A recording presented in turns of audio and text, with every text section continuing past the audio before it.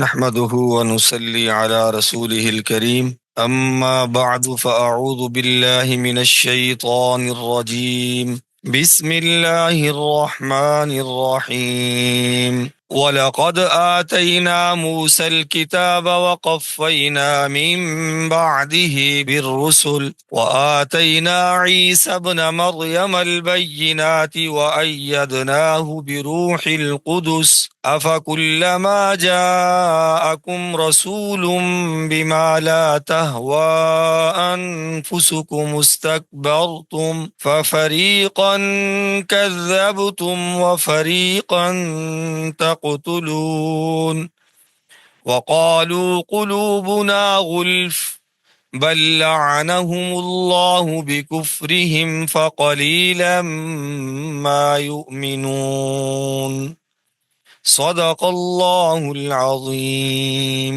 وَلَقَدْ آتَيْنَا مُوسَى الْكِتاب، اور البتہ تحقیق دی ہم نے موسیٰ علیہ السلام کو کتاب، وَقَفَّيْنَا مِن بَعْدِهِ بِالرُّسُلِ، اور بھیجے ہم نے لگاتار ان کے بعد کئی رسول، وَآتَيْنَا عِيسَى ابْنَ مَرْيَمَ، اور دی ہم نے مریم کے بیٹے عیسیٰ علیہ السلام کو البینات واضح دلیلیں، وَأَيَّدْنَاهُ بِرُوحِ الْقُدُسِ، اور ہم نے تائید کی اس کی پاکیزہ روح کے ساتھ، أَفَكُلَّمَا جَاءَكُمْ رَسُولٌ بِمَا، کیا جب بھی کوئی رسول لایا تمہارے پاس وہ چیز، لا تہوا انفسکم، جسے تمہارے نفس نہیں چاہتے تھے، تم نے تکبر کیا، ففریقا کذبتم،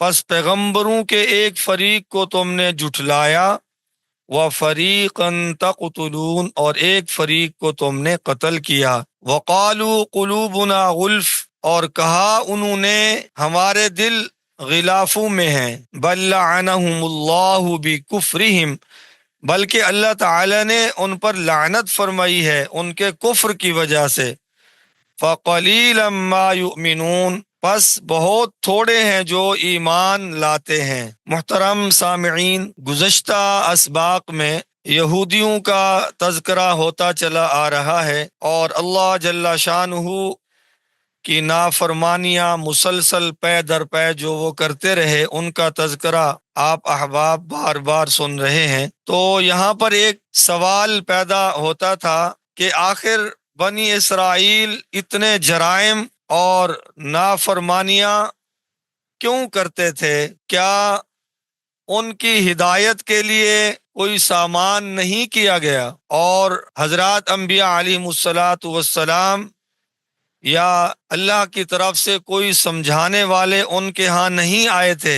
اس سوال کے جواب میں اللہ تعالی نے یہ آیات نازل فرمائی ہیں، فرمایا کہ ایسی بات نہیں ہے، ہم نے بنی اسرائیل کی ہدایت کے لیے انبیاء علیہم الصلاۃ والسلام کا ایک بہترین سلسلہ پیدا فرمایا، انہیں کتابیں دیں، ان کے پاس رہنمائی کرنے والے حضرات تشریف لاتے رہے۔ وَلَقَدْ آتَيْنَا مُوسَى الْكِتاب، اور ہم نے موسیٰ علیہ الصلاۃ والسلام کو کتاب دی، کیوں دی؟ ان کی رہنمائی کے لیے، بنی اسرائیل کی رہنمائی کے لیے، یہودیوں کی اصلاح کے لیے۔ اللہ تعالیٰ نے انہیں تورات عطا فرمائی۔ تورات آسمانی کتابوں میں قرآن کریم کے بعد بہت بلند مقام کی حامل ہے۔ وَقَفَّيْنَا مِن بَعْدِهِ بِالرُّسُلِ، اور نہ صرف یہ کہ انہیں تورات ملی، بلکہ حضرت موسیٰ علیہ الصلاۃ والسلام کے بعد ہم نے لگاتار ان کے لیے انبیاء علیہم الصلاۃ والسلام بھیجے، رسول بھیجے، جو مسلسل آ کر انہیں سمجھاتے رہے، واعظ کرتے رہے، نصیحت کرتے رہے۔ وَآتَيْنَا عِيسَى ابْنَ مَرْيَم، حتیٰ کہ ایک عظیم پیغمبر حضرت عیسیٰ علیہ الصلاۃ والسلام بھی نبی بنا کر اس قوم میں بھیجے گئے۔ حضرت عیسیٰ علیہ الصلاۃ والسلام حضرت مریم علیہ السلام کے بیٹے ہیں، اور حضرت مریم علیہ السلام دنیا کی وہ واحد خوش قسمت خاتون ہیں جن کا نام اللہ جل شانہ نے قرآن مجید فرقان حمید میں بیان فرمایا ہے۔ حضرت عیسیٰ علیہ الصلاۃ والسلام چونکہ بغیر والد کے پیدا ہوئے تھے، تو قرآن مجید میں حضرت کا جب بھی نام آتا ہے تو ابن مریم کے ساتھ آتا ہے۔ یہ اللہ تبارک و تعالی کی بہت بڑی نشانی اور قدرت کا اظہار ہوا کہ اللہ تعالی نے حضرت عیسیٰ علیہ الصلاۃ والسلام کو بغیر والد کے پیدا فرمایا، اور حضرت عیسیٰ علیہ الصلاۃ والسلام نے آ کر یہودیوں کو بہت سمجھایا۔ ان کے عقائد غلط ہو چکے تھے، ان کے اعمال غلط ہو چکے تھے، ان کے کردار غلط ہو چکے تھے۔ حضرت عیسیٰ علیہ الصلاۃ والسلام نے انہیں بہت سمجھایا کہ اللہ جل شانہ کی فرما برداری کرو، تورات تمہیں ملی تھی اس کے اندر بھی گڑبڑ کر دی۔ حضرت عیسیٰ علیہ الصلاۃ والسلام کے ساتھ اتنی دشمنی کی ان لوگوں نے، حتیٰ کہ آپ کو پھانسی پہ لٹکانے لگے۔ وَأَيَّدْنَاهُ بِرُوحِ الْقُدُسِ، اللہ تعالیٰ فرماتے ہیں کہ ہم نے تائید کی حضرت عیسیٰ علیہ الصلاۃ والسلام کی پاکیزہ روح، یعنی حضرت جبرائیل علیہ الصلاۃ والسلام کے ساتھ۔ مفسرین نے اس میں لکھا ہے کہ ایک تو یہ کہ حضرت جبرائیل علیہ الصلاۃ والسلام اللہ کے حکم سے ان کی والدہ حضرت مریم کے ہاں تشریف لائے، پھونک ماری، اور ان کے پھونک مارنے سے اللہ جل شانہ نے حضرت مریم علیہ الصلاۃ والسلام کے پیٹ میں حضرت عیسیٰ علیہ الصلاۃ والسلام کی تخلیق فرمائی۔ دوسرا، حضرت عیسیٰ علیہ الصلاۃ والسلام نے جب یہودیوں کو وعظ و تبلیغ فرمایا تو وہ آپ کی جان کے دشمن بنے۔ وَأَيَّدْنَاهُ، حضرت جبرائیل علیہ الصلاۃ والسلام اللہ کے حکم سے ہر وقت آپ کے ساتھ رہتے تھے، تو یہ مطلب ہے کہ ہم نے تائید کی عیسیٰ کی روح القدس کے ساتھ، مراد جبرائیل علیہ الصلاۃ والسلام کے ساتھ۔ حتیٰ کہ پھر جب آپ کو گرفتار کیا گیا اور تختہ دار پر لٹکانے لگے تو سیدنا عیسیٰ علیہ الصلاۃ والسلام کو جبرائیل علیہ الصلاۃ والسلام کے ذریعے سے آسمانوں پر لے جایا گیا، اور حضرت عیسیٰ علیہ الصلاۃ والسلام اس وقت آسمان پر تشریف فرما ہے۔ اور یہ عقیدے کی بات یاد رکھ لیں، قیامت کے قریب حضرت عیسیٰ علیہ الصلاۃ والسلام دوبارہ تشریف لانے والے ہیں، جناب رسول اللہ صلی اللہ علیہ وسلم کے دین کی نصرت کے لیے اور کفار کے ساتھ جہاد کے لیے آپ تشریف لائیں گے۔ یہاں پر کسی قادیانی کے نرغے میں آنے کی ضرورت نہیں ہے۔ ہمارے پیارے نبی حضرت محمد صلی اللہ علیہ وسلم اللہ تعالیٰ کے آخری رسول ہیں، آپ کے بعد کوئی نبی نہیں آنے والا۔ تو قادیانی خبیث یہاں پر امت مسلمہ کے نوجوانوں کو خراب کرتے ہیں۔ وہ کہتے ہیں دیکھو تمہارے علماء یہ عقیدہ بیان کرتے ہیں حضرت عیسیٰ علیہ الصلاۃ والسلام قرب قیامت تشریف لائیں گے، اسلام کو غالب کریں گے۔ تو دیکھو حضور کے بعد وہ نبی عیسیٰ آ رہے ہیں نا، تو اس کا مطلب یہ ہوا حضور کے بعد نبی آ سکتے ہیں۔ تو قادیانی خبیث وہ بھی نبی بن کر آیا۔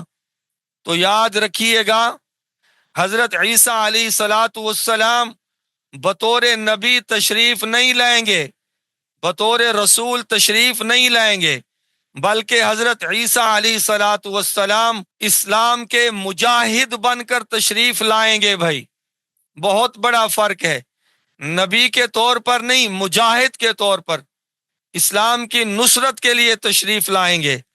اور بیت المقدس میں، فلسطین میں اسلام اور کفر کے درمیان جو عظیم مارکہ برپا ہوگا اس کی قیادت سیدنا عیسیٰ علیہ الصلاۃ والسلام فرمائیں گے، اور یہودیوں کے باپ، یہودیوں کے رہبر و رہنما دجال کو حضرت عیسیٰ علیہ الصلاۃ والسلام قتل کریں گے، اور اس روئے زمین سے کفر کا خاتمہ فرمائیں گے، اسلام کو غالب فرمائیں گے۔ تو حضرت عیسیٰ علیہ الصلاۃ والسلام کی آمد بطور نبی کے نہیں بھائی، بلکہ بطور اسلام کے سپاہی کے، قادیانیوں کے مغالطے سے محفوظ رہنا ہے۔ تو اللہ تعالیٰ کیا فرما رہے ہیں؟ یہودیوں کی ہدایت کے لیے کوئی ہم نے تھوڑا سامان پیدا کیا نہیں، موسیٰ علیہ السلام کو بھیجا، ان کو کتاب تورات دی، وقفینا، اور پھر ان کے بعد رسولوں کا پے در پے سلسلہ ہم نے شروع کیا، ہزاروں انبیاء آئے، وآتینا عیسی ابن مریم البینات، حتیٰ کہ عیسیٰ بن مریم بھی تشریف لائے، البینات، واضح دلائل کے ساتھ۔ تو واضح دلائل کا کیا اثر ہوا؟ الٹا حضرت عیسیٰ علیہ السلام کو شہید کرنے پر یہ تل گئے۔ حضرت عیسیٰ علیہ السلام نے جب بنی اسرائیل کی اصلاح کا کام شروع کیا اور ان کو بتایا کہ یہ چیزیں تم نے بگاڑ دی ہیں، اس سے دین کا نقشہ بگڑ گیا ہے، تو چھوٹے بڑے سب ان کے مخالف ہو گئے، کیا مولوی، کیا پیر یا عوام اور کیا خواص، سب نے حضرت عیسیٰ علیہ السلام سے لڑنا شروع کر دیا۔ جس طرح آج کل اہل بدعت ہیں، انہوں نے دین کا نقشہ چینج کر کے رکھ دیا ہے۔ اذان وہ نہیں جو مدینے میں ہوئی، نماز وہ نہیں جو مدینے میں آپ صلی اللہ علیہ وسلم پڑھا کر گئے، جنازہ وہ نہیں جو حضور صلی اللہ علیہ وسلم پڑھایا کرتے تھے، خوشی وہ نہیں جو حضور صلی اللہ علیہ وسلم دے کر گئے۔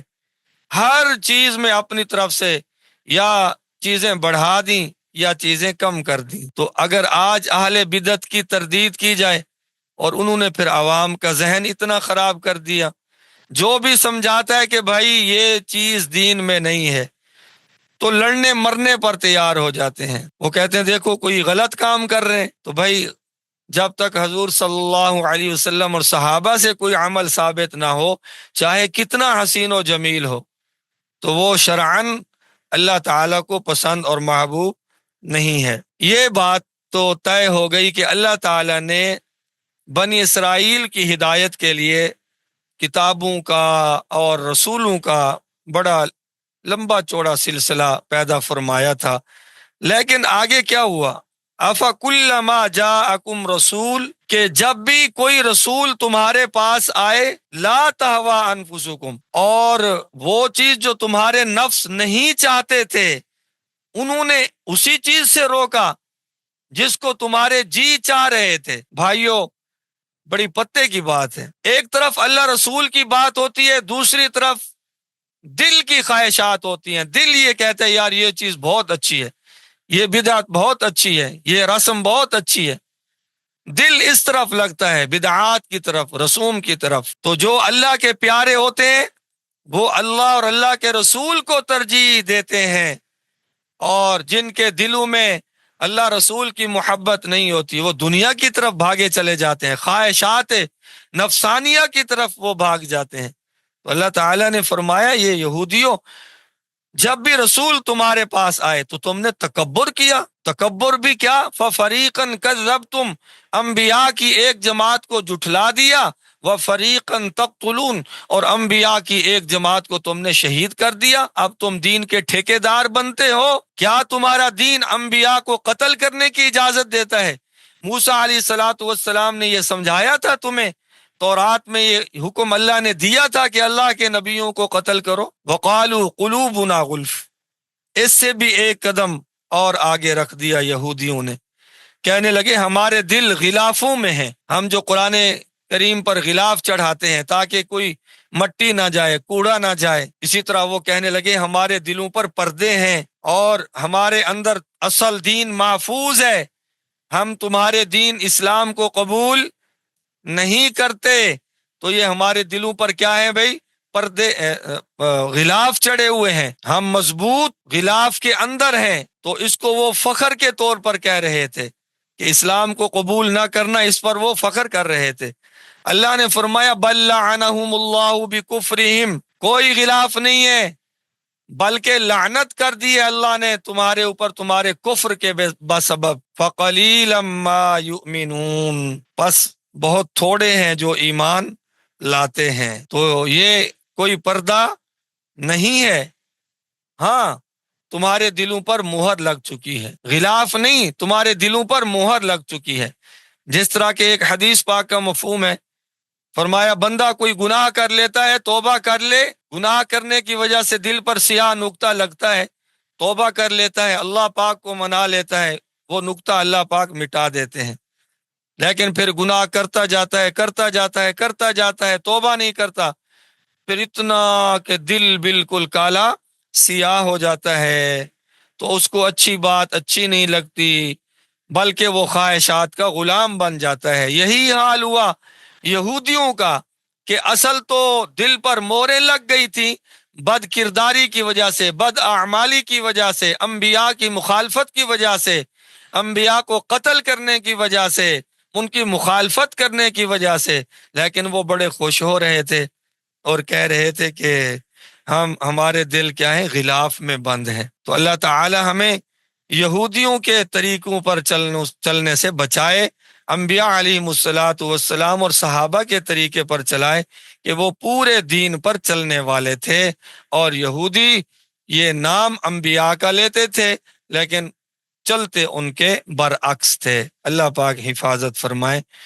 ایک گزارش یہ کرنی ہے کہ اگر آپ احباب جو درس قرآن سننے والے ہیں گھروں میں ہوتے ہیں اور قرآن مجید آسانی کے ساتھ آپ کو میسر ہوتا ہے، تو آپ باوضو نماز ظہر کے بعد باوضو ہوتے ہیں، تو اگر قرآن مجید کھول لیے جائیں، اپنے سامنے رکھ لیے جائیں، اور ساتھ میں پھر ترجمہ دیکھتے جائیں، تفسیر دیکھتے جائیں، اور یہاں سے آواز سنتے رہیں، تو انشاءاللہ تعالی اس کا بہت زیادہ فائدہ ہوگا۔